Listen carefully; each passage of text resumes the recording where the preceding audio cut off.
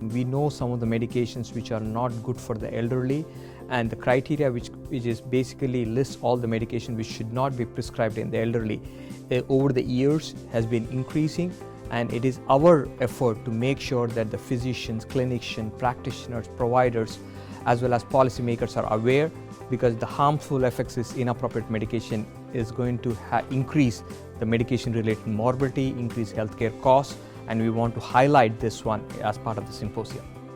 We know that polypharmacy is on the rise, despite the fact that we've done numerous things to try to get people to be on fewer medications and to avoid high-risk, low-benefit medications.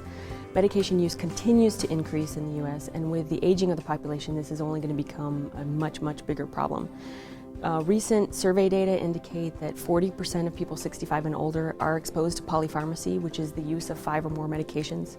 This is the point at which the risk of adverse drug reactions, drug-drug interactions, taking unnecessary medications, and taking medications that are high risk, low benefit, and should be avoided. At this point, this is where the risk is really high and starts to go even much, much higher. So we really have to do something to avert this problem, and it's a very complex, multidimensional problem, as our speakers today have been highlighting.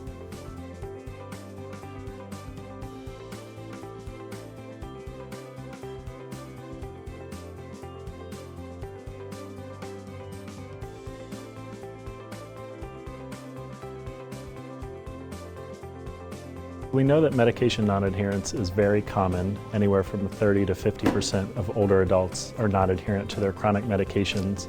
And the reason we care about this is the fact that it's been linked with bad health outcomes, so increased morbidity and mortality, which leads to increased healthcare costs.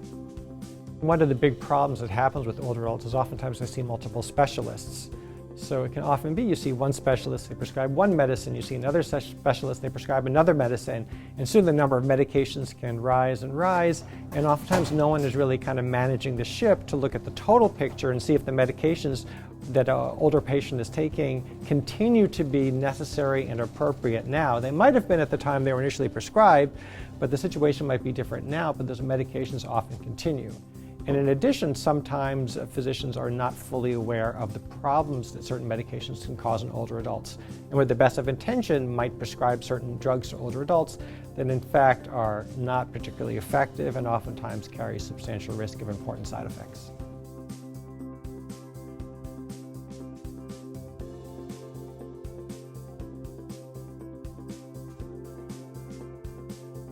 We have a lot of policies that have recently come into play to crack down on opioid prescribing or overprescribing, but at the same time, we've seen an increase in people seeking heroin. I think one of the things is to further hear about the problem, which we've heard a lot about, but also think about solutions, and not to forget that there are patients with legitimate pain needs, that in some cases the opioids are the best drug for treatment. And I think we have to be careful in how we balance that. So in the short term, we want to make these connections and to provide a venue for networking. And in the longer term, we really hope to be working collaboratively to address these problems.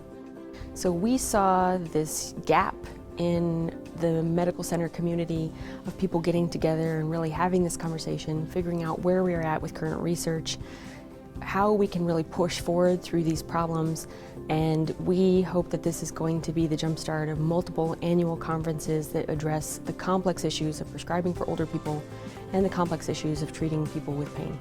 We hope that this is going to be the platform for all the institutions, all the professions across TMC, across Houston and across Texas, who can come together, share the best practices with respect to medication use and improving quality of care. We want to have this platform for the researchers also, who can share what is happening in practice and how physicians, pharmacists, nurses can improve quality of patient care in all the settings, including inpatient and outpatient.